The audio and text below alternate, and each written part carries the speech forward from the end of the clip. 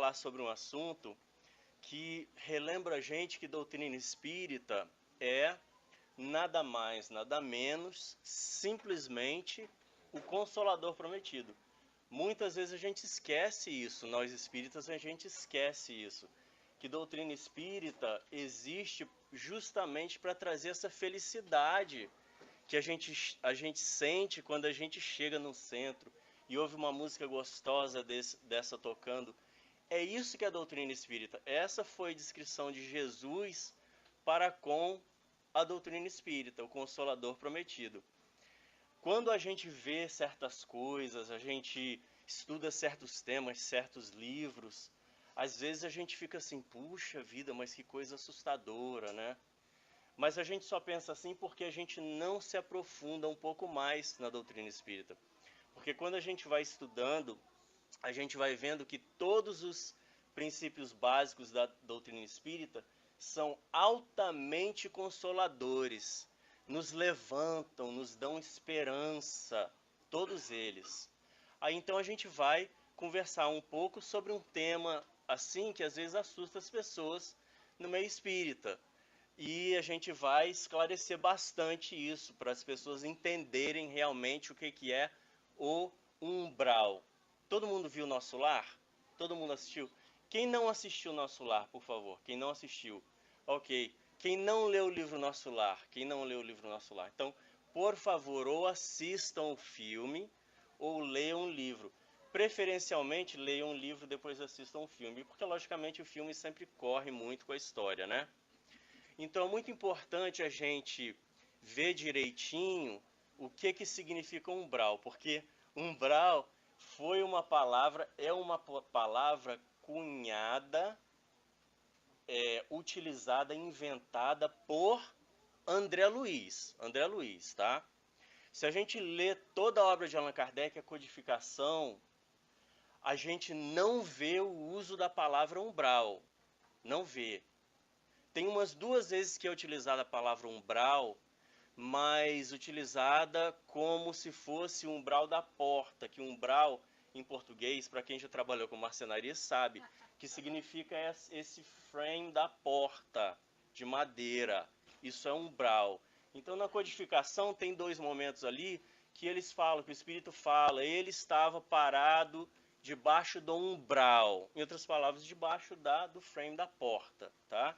Então é um termo de André Luiz, não tem esse termo na codificação.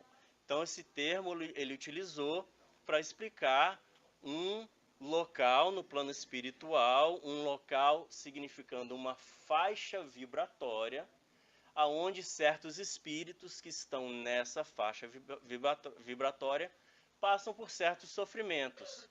Como no caso de André Luiz, a descrição dele, ele passava frio, fome, medo, ouvia gritos. Ele acordou na lama, ali com a cara na lama, no umbral, quando ele desencarnou. Então ele passou vários sofrimentos. Como é que a gente vai analisar hoje essa questão do umbral, dessa faixa vibratória, ou de diferentes faixas vibratórias? A gente vai utilizar uma coisa que de todas as doutrinas, só a doutrina espírita oferece para a gente. Porque todas as doutrinas religiosas que a gente conhece, que eu conheço pelo menos, foi fundada e segue as lições, ou as regras, ou o regulamento, ou as visões de uma pessoa, um homem, uma pessoa, uma mentalidade. Por exemplo, o judaísmo, o islamismo, o budismo, o cristianismo, né? Então, olha só, tudo uma pessoa, tá? Buda, Abraham, Jesus e assim vai. O espiritismo, ele é um pouco diferente. Ele segue o quê? O que o espiritismo segue? O espiritismo segue o que Kardec põe pra gente. O CUI, tá? Quando a gente estuda Kardec, ele explica para a gente perfeitamente. A autoridade da doutrina espírita está assentada sob o CUI, o controle universal dos espíritos. Foi nisso que ele se baseou para compilar, para codificar a doutrina. Então Kardec ele não pegou nada e botou no papel como sendo certeza que ele não tivesse pesquisado várias fontes. Ele não pegou nada que um amigo falou, ou um espírito falou, ou um expositor falou e botou lá no livro como sendo, ou na codificação, ou na revista espírita, em todos os 11 anos de revista espírita, que fosse como verdade se ele não tivesse feito uma pesquisa em várias fontes. E nós espíritas, a gente precisa de trabalhar assim também. Porque nós temos uma tendência muito grande a ouvir alguma coisa de alguém que a gente respeita, ou alguém que a gente gosta, ou alguma coisa que vai de acordo com aquilo que a gente sente no coração da gente, e a gente simplesmente abraça aquilo como se fosse uma verdade. E às vezes é, mas muitas vezes pode não ser. Então o espírita consciente que não pratica a religião cega, a fé cega, ele segue o CUI. Ele utiliza a autoridade da doutrina espírita, que é o CUI, tá? Então, utilizando hoje o CUI para a gente entender o umbral, a gente vai ver o que a codificação, a codificação de Kardec fala para a gente sobre essa questão do umbral, ou dessas faixas vibratórias do outro lado do plano espiritual. A gente vai estudar o que a ciência fala para a gente, a ciência que aborda, que pesquisa coisas espirituais, fala para a gente, e também vamos ver exatamente o que André Luiz explica para a gente com relação a isso. Porque André Luiz dá explicações para a gente, não só no nosso lar, mas em outros livros seus, com relação a essa questão do umbral. Tá legal? Vamos lá? Vamos passear? O termo umbral não é empregado em nenhuma das obras básicas editadas por Allan Kardec. Relembrando, vamos ver aqui alguns pequenos textos com relação a isso da codificação. Textos que são equivalentes à noção do umbral. Não falam umbral, mas são equivalentes. Então, o céu e o inferno, capítulo 5, item 7. Considerando quão grande é o sofrimento de certos espíritos culpados no mundo invisível, principalmente pela impotência de preverem o termo desses sofrimentos, poderia ser dito que se acham no inferno, se tal vocábulo não implicasse a ideia de um castigo eterno e imaterial. Então, o céu e o inferno, praticamente o livro todo, gente, dessa grossura, 600 páginas, o que esse livro todinho diz pra gente, se pudesse botar em uma frasezinha assim, ele espremer a laranja e tirar uma frasezinha, o suco do livro todo, ele diz pra gente o seguinte, ó, o céu e o inferno está dentro da gente, é o que a gente sente. A gente pode estar num campo maravilhoso, florido, num dia de sol e estar se sentindo no inferno, tá? É isso, é uma coisa íntima, não tem nada a ver com um local, com um planeta, com fogo, com frio. Não tem nada a ver com isso. Às vezes a gente está aqui, às vezes, quiçá, até numa igreja, num centro espírita, e se sentindo mal, se sentindo com raiva, com ódio, no inferninho da gente.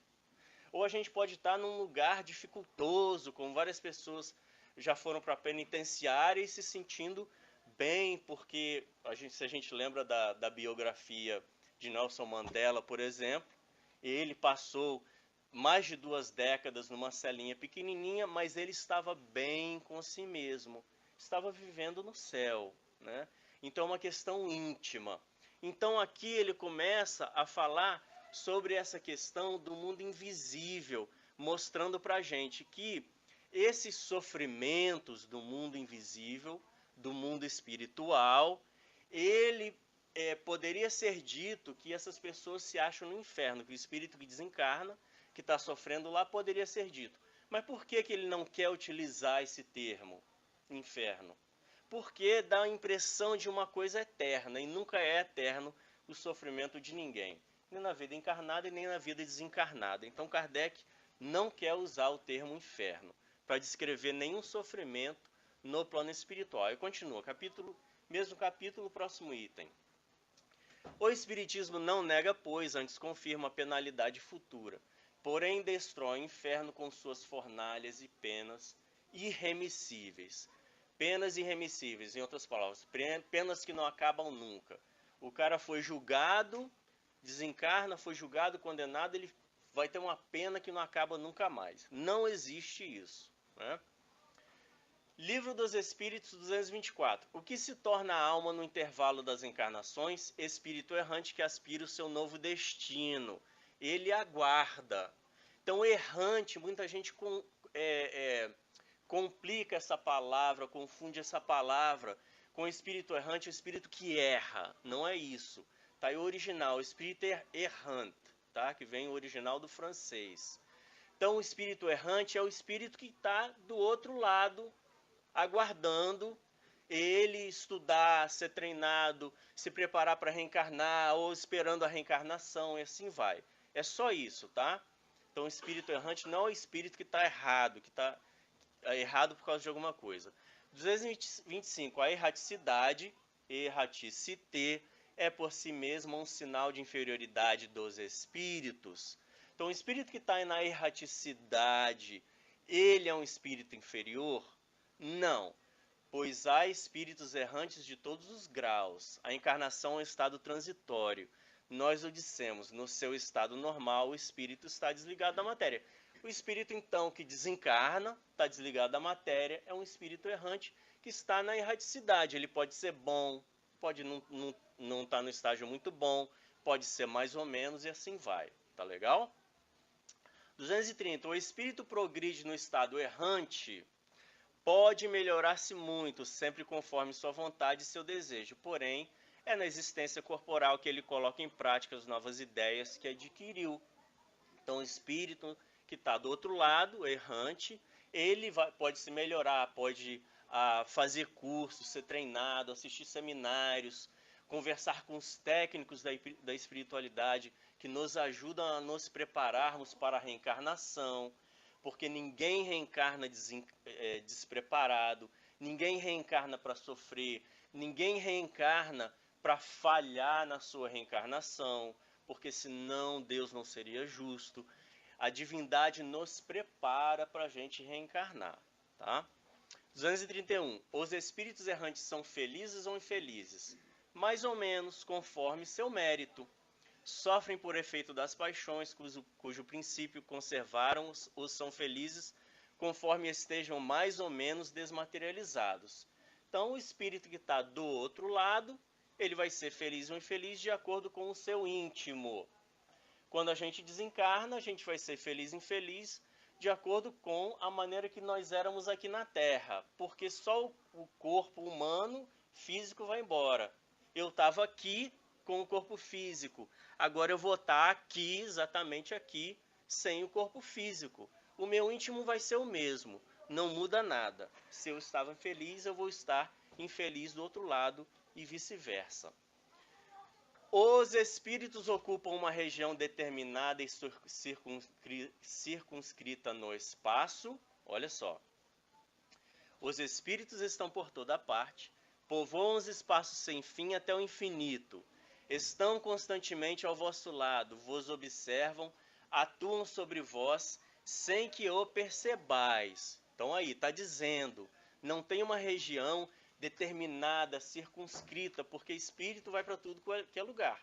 E quanto mais evolução do espírito, mais capacidade ele tem de percorrer o universo. Não tem um local circunscrito. Esse negócio de local, de lugar, a gente tira isso das nossas concepções terrenas, físicas. Existe um lugar circunscrito no universo destinado apenas aos gozos dos espíritos, de acordo com seus méritos? Mais uma confirmação. Olha só, que essa pergunta aqui foi 87, lá no começo do Livro dos Espíritos. A gente vai lá para o fim do Livro dos Espíritos, Kardec muito espertinho, achando que ia conseguir uma resposta diferente dos mentores, eles respondem a mesma coisa. Já respondemos a essa pergunta. As penas e os gozos são inerentes ao grau de perfeição dos espíritos. Cada um aure em si mesmo o princípio de sua própria felicidade ou infelicidade. E como eles estão por toda parte, nenhum lugar circunscrito ou fechado está destinado especialmente a uma ou a outra coisa. O que é essa uma ou outra coisa? Ou apenas ou a gozos futuros. Ou o espírito passar por sofrimentos ou por felicidades. Não tem lugar circunscrito. O espírito é uma faísca, um pensamento. A gente que é um ser humano encarnado que tem essa coisa. Não, eu vou ter que estar em algum lugar. Mas isso é da gente, tá? A gente continua na 1012, comentário de Allan Kardec. A localização absoluta dos lugares de penas e de recompensas só existe na imaginação do homem. Provém de sua tendência a materializar e a circunscrever as coisas cuja essência infinita não pode compreender. Então, porque a gente coloca essas coisas na cabeça da gente durante a nossa reencarnação, quando a gente desencarna, muitos de nós, a gente quer materializar essas coisas. Se a gente não encontra, a gente faz isso do outro lado pra gente. Porque do outro lado a gente vive o quê? A realidade dos nossos pensamentos. No outro lugar, eu não vou viver a realidade do pensamento do Etienne, ou de fulano A, fulano B, que esteja lá do outro lado também desencarnado. Eu vou viver a minha realidade íntima. É isso que os espíritos falam para a gente, que Kardec está comentando aqui. 154. A separação da alma e do corpo é dolorosa? Não. Frequentemente o corpo sofre mais durante a vida do que no momento da morte. A alma disso não participa. Os sofrimentos que algumas vezes se experimentam no momento da morte são um gozo para o espírito, que vê chegar o término do seu exílio.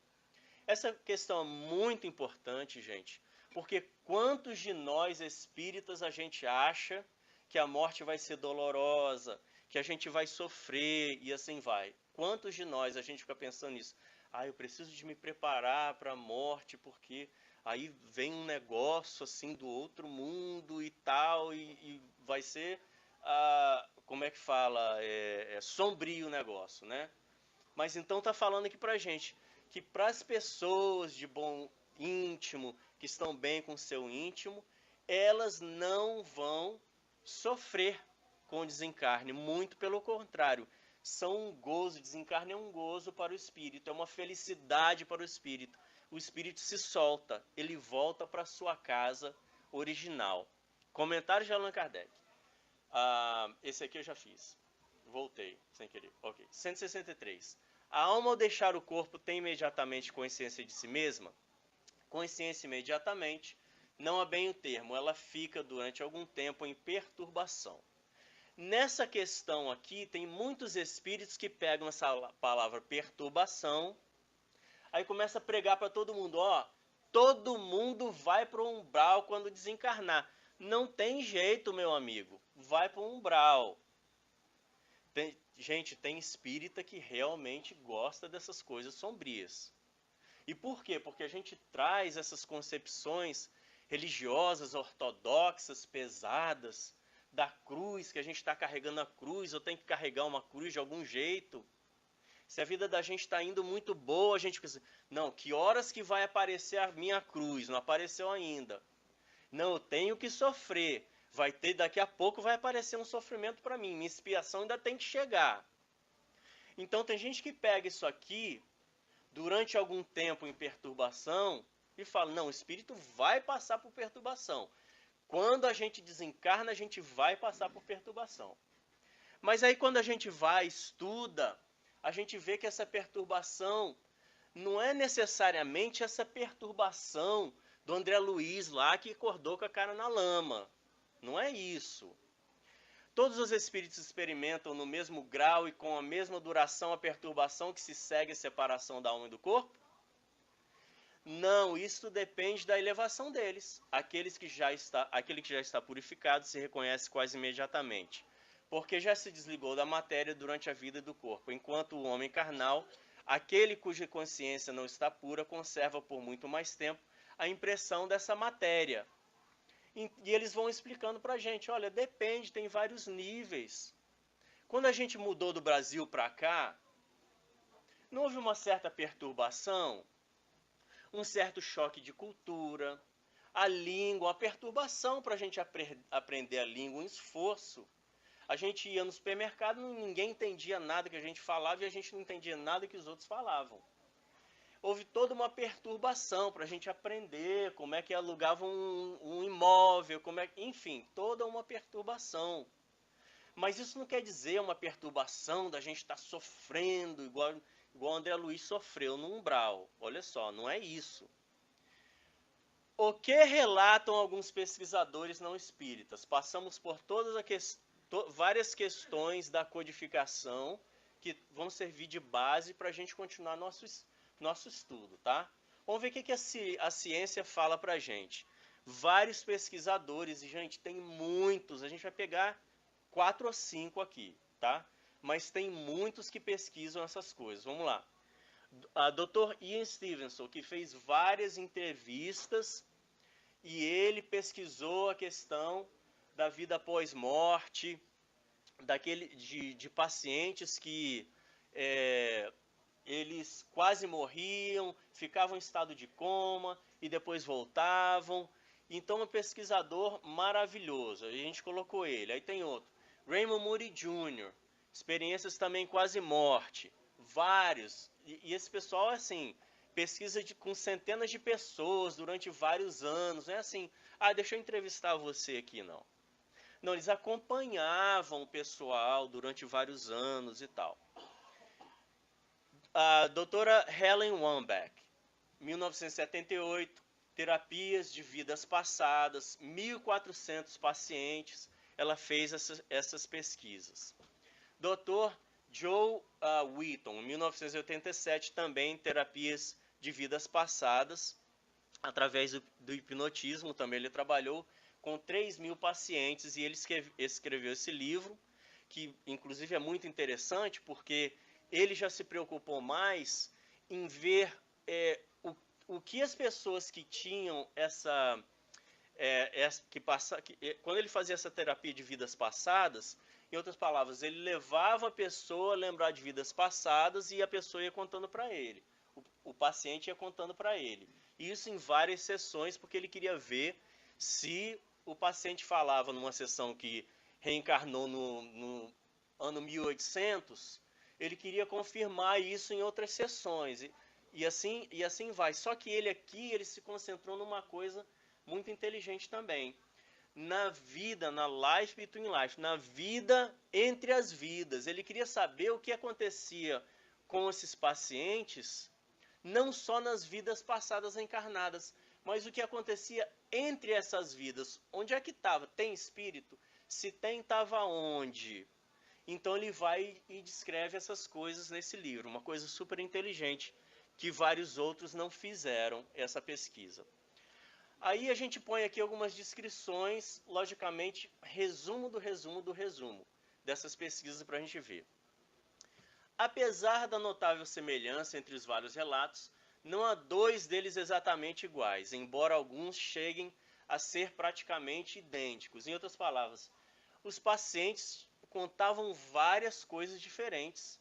Quando eles tinham essas experiências quase morte, ou os pacientes das terapias de vida passada, mesma coisa, todas as sensações bem diferentes. Então ele colocou alguns dos elementos mais achados nas EQM.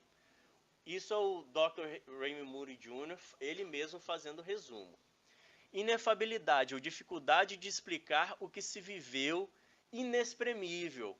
A pessoa voltava a si do coma e não tinha palavras para explicar o que sentia. Alguns tentavam.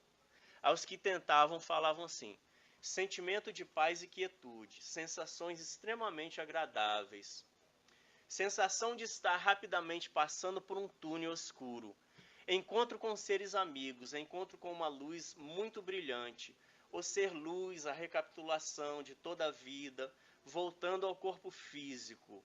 Isso, assim, a grande maioria, 90 e tantos %, de acordo com as pesquisas, o pessoal falava a mesma coisa, de boas sensações, de encontrando parentes no outro lado, parentes que estavam lá para ajudar eles, encontrando a luz e tal, e assim vai.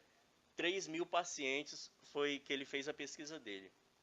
Agora aqui, a doutora Wellen Wambach pesquisou mais de 1.400 pessoas em um período de 20 anos, gente. 20 anos. Isso não são pesquisas de fundo de garagem, não.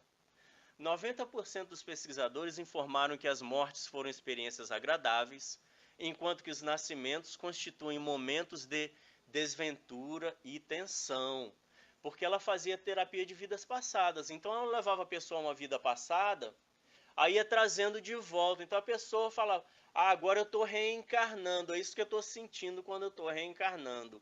Então, nos reencarnes, de acordo com o que o Livro dos Espíritos fala para a gente, é para o espírito uma dificuldade muito maior do que o desencarne. Isso a gente vê através de todas essas pesquisas científicas. Aí, o Dr. Joe Wheaton, MD, PhD, professor de psiquiatria da Universidade Médica de Toronto, Canadá, pesquisou mais de 3.000 pessoas em um período de 20 anos também. Vejo esplêndidos palácios e belíssimos jardins. O que a maioria desses pacientes falava para ele? Estou rodeado de formas abstratas de todos os tamanhos, algumas oblongas, algumas cilíndricas. Paisagens, sempre paisagens e ondas quebrando-se nas praias. Olha lá, vários pacientes vendo um monte de coisa diferente, tendo sensações diferentes. Estou caminhando sobre o nada, infinito. Nenhum chão, nenhum teto, nenhum solo, nenhum céu. Tudo é extremamente belo, não há coisas materiais, e, no entanto, tudo está ali, igrejas, escolas, bibliotecas, áreas de lazer. Alguns não viam nada, não estavam caminhando sobre o nada. Outros já viam as escolas, a cidade e tudo mais. Não tenho a consciência de estar num lugar específico, as imagens aparecem para mim como que vindas do nada. Aí que tem um caso interessante. Meu guia pegou-me pelo braço e levou-me para uma sala onde juízes estavam sentados ao redor de uma mesa retangular. Um desses pacientes contando para ele o que ele sentiu. Todos estavam vestidos com roupas brancas bem soltas. Percebi suas idades e quão sábios eram. Na companhia deles me senti muito infantil. Então olha lá, ele foi levado para uma sala e tinha juízes. O que a gente vê em mesas mediúnicas? Ou em casos que a gente encontra na revista espírita ou na codificação? Espíritos que acreditam a vida toda que eles vão ser julgados. Vai ter um julgamento, uma condenação, eles vão ter que ir para algum lugar sofrer. Porque eles acreditam isso a vida toda, quando eles desencarnam, eles vão esperar o quê? Um julgamento. Algum tipo de julgamento, vai ter que ter juiz ou juízes, jurado e assim vai. E eles muitas vezes, na mesa mediúnica, a gente vê isso. Eles dão passagem e não falam nada. E você tenta conversar, o espírito não fala nada. Porque para ele não tem vida. Até o momento dele ser julgado, não tem vida, então ele fica calado. Então o que os espíritos fazem? Formam um julgamento para o indivíduo que quer ter um julgamento, eles fazem essa teatralidade para o espírito acordar. E é isso que a gente viu aqui, que foi o caso desse indivíduo aqui. Foi feito um julgamento para ele.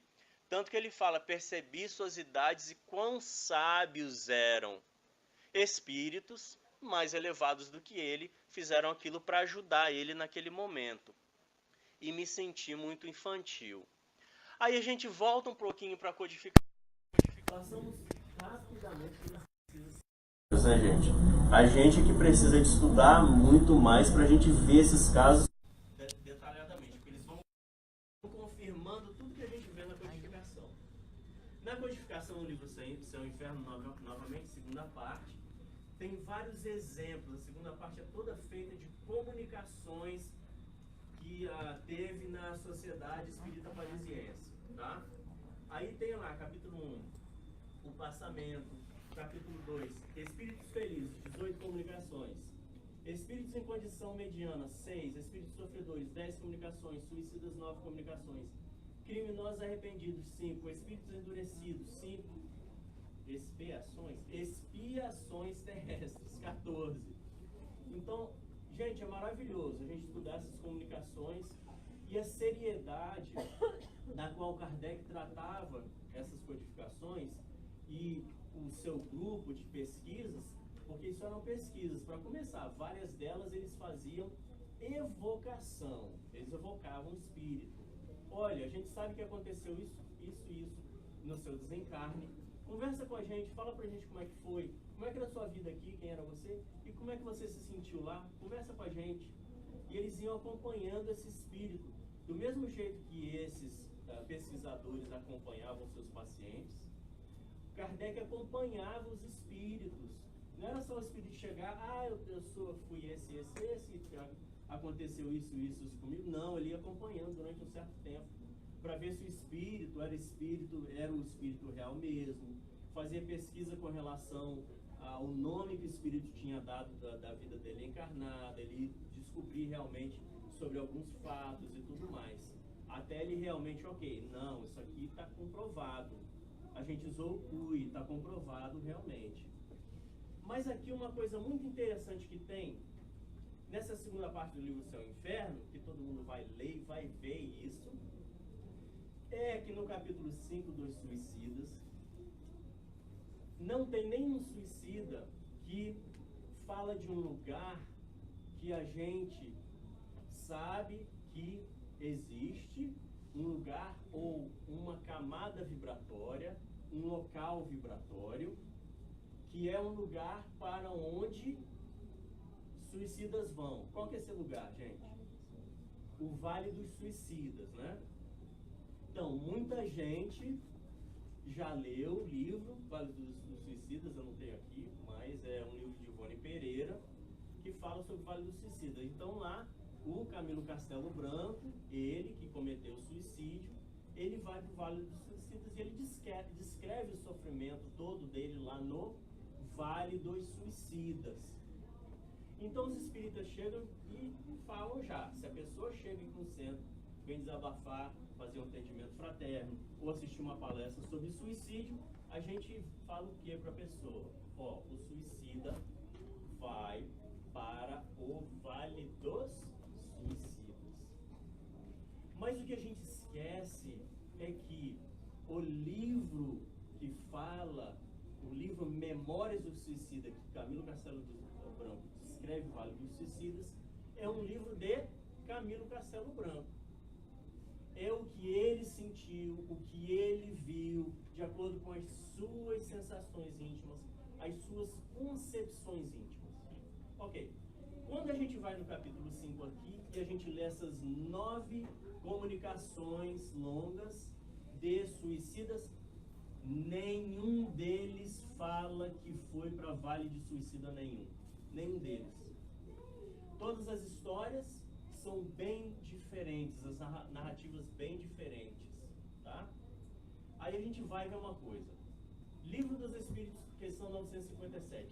Quais, em geral, com relação ao estado do espírito, as consequências do suicídio? Muito diversas são as consequências do suicídio. Não apenas determinadas. E em todos os casos correspondem sempre às causas que produziram. Há, porém, uma consequência que o suicida não pode escapar, é o desapontamento. O suicida nunca consegue o que ele estava pensando que ia conseguir com o suicídio. Todos eles ficam desapontados. Mas a sorte não é a mesma para todos. Depende das circunstâncias. Alguns expiam a falta imediatamente, outros em nova existência. Olha só, gente. Tem suicidas que não expiam a falta do suicídio imediatamente, que será pior do que aquela cujo curso interromperam. Aí a gente vai analisando isso tudo e a gente passa lá naquele capítulo 5 da segunda parte do Céu e Inferno e analisa as comunicações dos espíritos. Os casos todos diferentes. O suicida da Samaritana causa solidão, morte física. Comunicação mediúnica não disse quanto tempo depois da morte física foi a comunicação mediúnica. Degolação com navalha na banheira. E a gente vai colocar isso aqui, gente, não é por sensacionalismo, não. É para a gente entender os diferentes tipos de suicídio, e quando a gente vai estudar, a gente vai ver que todos, embora cometeram suicídio, têm uma passagem diferente, passam por circunstâncias diferentes do outro lado. É lógico que não tem tempo de analisar todos os casos. O pai e o conscrito, são 9, lembramos. Por que ele cometeu o suicídio? Prevenir o filho de ir para a guerra. Ele cometeu suicídio porque ele só tinha um filho, então o filho não precisaria de ir para a guerra, porque poderia ficar sem ir para a guerra para cuidar da mãe, já que ele era o único filho. Morte física, 1859. Quando que ele deu a comunicação? Em 1860. Um ano depois desse espírito cometer suicídio, ele já deu comunicação mediúnica. François Simon Louvet, expiação de miséria econômica. Ele reencarnou com a expiação de passar de ser paupérrimo a vida toda, logicamente por causa de faltas cometidas no passado, mas ele não aguentou a expiação, cometeu suicídio. Ele desencarnou em 1857, em 1863 já estava dando comunicação, tirou-se da Torre de Francisco. E ele vai contando as experiências dele. Mãe e filho se juntaram ao filho que acabara de desencarnar. O filho desencarnou, a mãe amava muito ele, vai lá para o celeiro da casa e se enforca para ficar junto do filho. Ela fica junto do filho, gente, quando chega do outro lado? De maneira alguma. Quando a pessoa comete suicídio, acontece justamente o contrário do intuito que ela tinha ao cometer suicídio. E essa mãe e filho, ela se comunicou dia depois do fato, exatamente assim que está lá no livro Céu e Inferno. Dias depois do fato, ela se comunica. Duplo suicídio por amor e por dever, paixão de amantes. Desencarnaram em 1862 os dois. 8 dias depois, estavam se comunicando. Eles se asfixiaram, porque eles se amavam muito, mas eles não podiam se casar, porque a menina era da alta classe e ele era pobre. Ela foi e casou com um homem de posse também, mas eles não conseguiram, eles se amavam. E ele também se casou com uma menina da classe dele. Mas eles se amavam muito e tentaram ficar separados. Depois de 2 anos não aguentaram. Como eles queriam ficar juntos, mas eles não queriam desonrar os parceiros, o que eles fizeram? Escreveram uma carta, deixaram para os parceiros deles, para o marido dela e para a esposa dele, dizendo: a gente se ama demais, não tem jeito, a gente tem que ficar junto, me desculpam, por favor, enterra a gente junto. Cometeram suicídio através de asfixiamento, e os parceiros encarnados, eles enterraram eles juntos, entenderam e enterraram eles juntos. O que acontece com eles do outro lado? Não conseguem se ver de maneira alguma. Os 2 dando comunicação na mesma reunião mediúnica, um não consegue perceber que o outro está lá de jeito nenhum. A punição íntima deles, o consciencial deles. Luiz e a pessoa padeira de Botinas, paixão pela noiva, ele se mata porque a noiva não quer mais casar com ele. A comunicação mediúnica em 1858, um ateu, tédio de uma vida sem esperança, estava entediado com a vida, não tinha objetivo mais para a vida. Ele, 2 anos depois do reencarne, se comunica. Feliz sem perca de fortuna, um rico que perdeu a fortuna, não queria viver como pobre. 4 meses depois ele se cometeu suicídio, ele dá a comunicação. Mas o interessante da gente estudar isso, gente, mais uma vez, a diferença dos sentimentos que todos eles sentem, tá? Agora, nenhum deles fala nada de Vale dos Suicidas, nenhum deles. Pra gente ver, Camilo Castelo Branco descreveu o que ele sentiu, ele viu, de acordo com as suas percepções íntimas. E a última, Antônio Bell, Culpa e Obsessão, ele cometeu suicídio por um sentimento de culpa, e o sentimento de culpa fez com que ele ficasse obsediado. Então tá. Cada falta é punida de acordo com as circunstâncias que a determinam, e que não há punições uniformes para as faltas do mesmo gênero. Tá aí, Kardec, O Céu e o Inferno, página 272, fim do caso da mãe e filho. Num daqueles casos que a gente acabou de mostrar, ele coloca esse comentário e ele faz análise de todos os casos, e ele tem a ajuda de São Luís também, que é o espírito que estava coordenando aquelas comunicações. São Luís é que vai explicando durante as comunicações o que está acontecendo do lado espiritual com esses espíritos, tá? Aí, Céu e Inferno, criminosos arrependidos. Vamos desmistificar mais uma coisa. A gente desmistificou um pouco essa questão do Vale dos Suicidas. No capítulo 8, Expiações Terrestres, tem um menino que desencarnou lá na época de Kardec, na vizinhança de Kardec, que ele estava internado há muitos anos, um menino novinho. Se eu não me falha a memória, ele tinha 7 ou 8 anos de idade. E ele era um menino maravilhoso. Mas o que aconteceu com ele? Ele foi ficando com o corpo atrofiado, totalmente atrofiado, cada vez piorava mais. E ele sentia dores terríveis. Ele já estava, logicamente, morando no hospital. Sentia dores terríveis.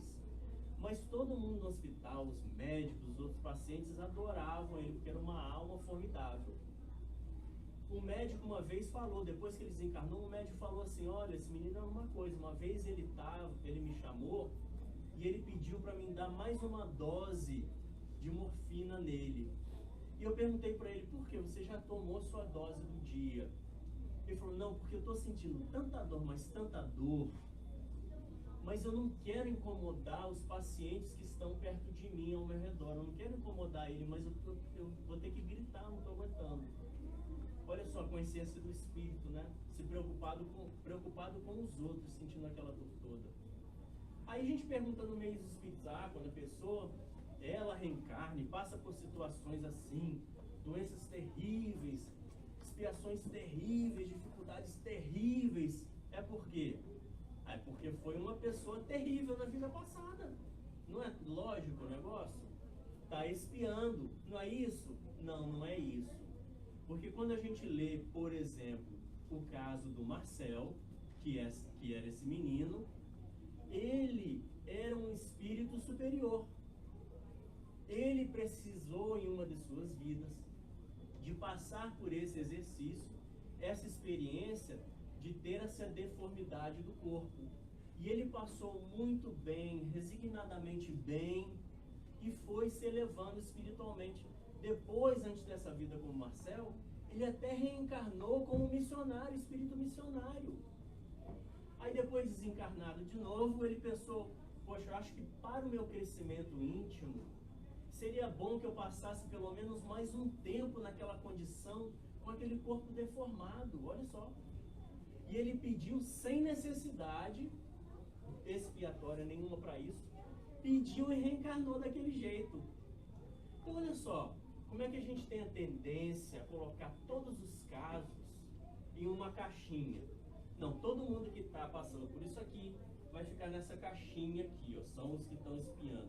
Esses aqui, os suicidas, vão ficar nessa caixinha, no Vale dos Suicidas. E tem os outros que, todos nós, quando a gente desencarnar, a gente vai para o umbral sofrer a perturbação. Não é assim que a codificação explica para a gente. Não é assim que a ciência espírita explica para a gente. E a gente vai ver que também não é assim que André Luiz explica para a gente. O que ele fala que é umbral? Umbral é região de profundo interesse para quem esteja na Terra. Concentra-se aí tudo que não tenha finalidade para a vida superior. Almas irresolutas e ignorantes, que não são suficientemente perversas para serem enviadas a planos de reparação, nem bastante nobres para serem conduzidas a planos de elevação. Lá vivem e agrupam-se os revoltados de toda espécie. Quem acha que vai para o umbral pensa assim: eu sou irresoluto, ignorante e revoltado de toda espécie. Aí se eu estou cabendo dentro dessa coluna, ok, então eu posso pensar, se eu continuar desse jeito, eu vou realmente acabar no umbral. Aí ele continua no capítulo 19 de Nosso Lar. Ele conta alguns casos pra gente, na literatura de André Luiz. A jovem desencarnada Dona Laura esclareceu: minha neta demorou-se no umbral 15 dias, em forte sonolência, assistida por nós. Deveria ingressar nos pavilhões hospitalares, mas veio submeter-se aos meus cuidados diretos. Então, a vozinha dela contando para André Luiz, ela esperou a neta desencarnar, a Dona Laura esperou a neta desencarnar, e estava contando que ela com outros amigos espirituais, cuidaram do desencarne todo da netinha, e a netinha realmente desencarnou e foi para o umbral, mas no umbral ela ficou em forte sonolência, não sentiu nada daquilo, não acordou com a cara na lama, não estava com fome, com frio, sentindo ninguém gritar nada, chamar ela de nada, nada disso. Em forte sonolência. Aí ela foi socorrida. Vamos lá nos Mensageiros, capítulo 22. Os que dormem. Estamos no centro dos pavilhões, aqui se recolhem irmãos ainda adormecidos. Temos aqui presentemente quase 2.000. Então um pavilhão com 2.000 espíritos que foram socorridos e estavam lá adormecidos. Este sono é verdadeiramente avançada imagem da morte. Aqui permanecem com a bênção do abrigo alguns irmãos que dormem mesmo após o desenlace. São criaturas que nunca se entregaram ao bem ativo e renovador, e os que acreditaram convictamente na morte como sendo nada, a fim de tudo, sono eterno. O que acontece quando a gente desencarna? O nosso íntimo vem à tona, as nossas mentalizações vêm à tona, porque ela não tem fisicalidade, ela não tem materialidade. Então o que a gente materializa do nosso íntimo, do nosso coração, do nosso pensamento, vai ser a nossa vida. E esses indivíduos aqui é aqueles que não acreditavam em nada, acabou a vida, não tem mais nada. Então quando eles desencarnam, para eles não tem mais nada. Eles vão ficar lá dormindo mesmo e acabou, até que eles consigam ser socorridos de alguma maneira. Então isso é o caso deles aqui. Estavam no umbral? Não estavam. Indivíduos altamente materialistas. Não foram para umbral nenhum, não estavam sofrendo nada, eles estavam dormindo. Outro caso, pavor da morte. A pobrezinha, às 6 horas que está dominada por terrível pavor, ministrou-lhe o passe reconfortador e a jovem dormiu quase imediatamente. Aniceto retirou-a dos despojos com o zelo amoroso de um pai e, chamando o noivo reconhecido, entregou-a carinhosamente. O rapaz, então agradecido com lágrimas de júbilo, veio retirar-se, de semblante iluminado, utilizando a volitação a carregar consigo o fardo suave de seu amor. A menina tinha medo de desencarnar, ela foi assistida pelos mentores, e o jovem lá, que era noivo dela no plano encarnado, ajudou também e socorreu ela e levou ela nos seus braços, amorosamente, para um plano melhor. Olha só, não teve umbral nenhum. Gente, são vários os casos, espíritos encarnam, não tem umbral nenhum, não tem sofrimento nenhum, tá? Aí a gente conclui. O Livro dos Espíritos, na questão 257, ensaio teórico sobre a sensação dos espíritos. O corpo é o instrumento da dor. Se não é a causa primeira, é pelo menos a causa imediata. A alma tem a percepção dessa dor. Esta percepção é o efeito. A lembrança que dela conserva pode ser muito penosa, mas não pode ter ação física. Não tem dor física do outro lado, gente. Não tem. Por que não tem dor física? Porque a gente não tem corpo físico do outro lado. Com efeito, nem o frio, nem o calor podem desorganizar os tecidos da alma. A alma não pode enregelar-se, nem queimar-se. A gente colocou só uma parte da questão. Aí vamos estudar lá para ver o resto. Mas é isso que fala. Do outro lado, se a gente sente dor, frio, fome, seja o que for, é o quê? imaginação da gente, criatividade da gente. Só que essa imaginação e essa criatividade virou hábito. Então, quando a gente desencarna, o espírito põe esses hábitos à tona. Ele materializa para si mesmo, fluidicamente é lógico, não tem nada de carne e osso, esses sofrimentos. E é justamente isso, no caso de André Luiz, que ele fez. Então, tudo que ele passou, realmente, é verdadeiro. Mas é uma verdade dele. Às vezes tinham espíritos lá, no mesmo local que ele estava, na mesma faixa vibratória, não é um local, uma faixa vibratória, mas sentindo coisas completamente diferentes. Como aqui na Terra acontece isso. Então a gente só lembra disso porque o Espiritismo, a codificação, a ciência, André Luiz vai sempre lembrando pra gente não se colocar em caixinhas e achando que nós estamos determinados ao sofrimento, porque a vida não é assim. Nem a vida encarnada e nem a vida espiritual. Quanto mais a gente tem fé e a gente confia na justiça divina, nessa organização maravilhosa que são as leis divinas, parte 3 do livro dos Espíritos, quem quer entender a como deve caminhar realmente, lê as leis divinas. Quanto mais a gente vai entendendo isso, mais a gente vai vendo que a doutrina espírita é a ferramenta que pode trazer o maior consolo para as nossas vidas. Basta nós nos aprofundarmos na doutrina espírita e não ficar pegando uma coisinha aqui, outra coisinha ali, ou uma coisinha que o Maurício fala, ou uma coisinha que o Etienne fala, ou uma coisinha que a gente vê no YouTube. Aquilo é verdade. Quando a gente se aprofunda mais e a gente utiliza o CUI para a gente discernir melhor sobre as coisas, a gente começa a viver mais felizes, mais tranquilos e dentro da fé de Deus, que é uma fé consoladora. Obrigado por sua atenção.